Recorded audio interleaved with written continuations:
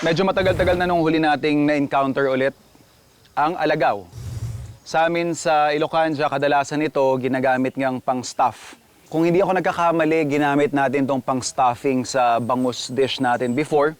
But this time, gagamit pa rin tayo ng isda, pero gagawa tayo ng sinigang sa miso. So we have our alagaw leaves. Yung iba dyan, we will chop or we will slice.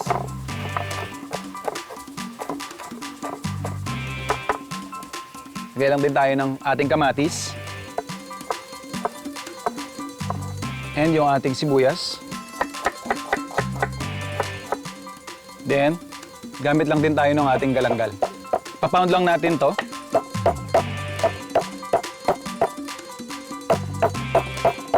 And of course, yung ating garlic. So ready na yung ating aromatics. Ili-layer lang natin to sa ating pan. So we have here our sampalok.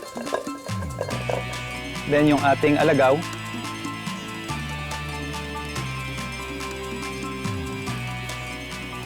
Yung ating galanggal. Yung galanggal natin, syempre, depende sa preference ninyo kung gusto nyo siya ng mas strong. Yung purpose lang natin dyan is para lang ma-lessen ng kaunti yung lansa ng ating isda. We're not really trying to flavor it na parang maanghang na luya. Kaya very minimal lang yung ginamit natin.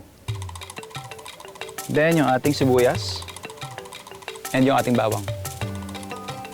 Then yung ating isda.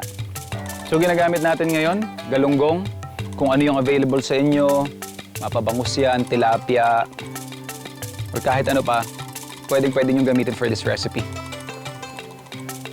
And then we're gonna top it with our sliced alagaw.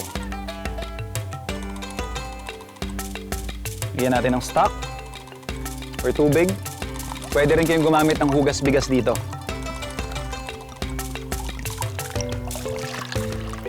And then yung ating magiging pampalasa, yung ating miso.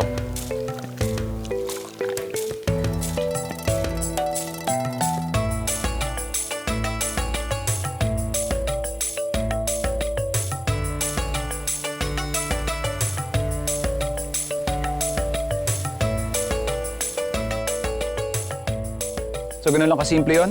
We will slow cook this for about 45 minutes to 1 hour. After nun, pwede na tayo mag-serve.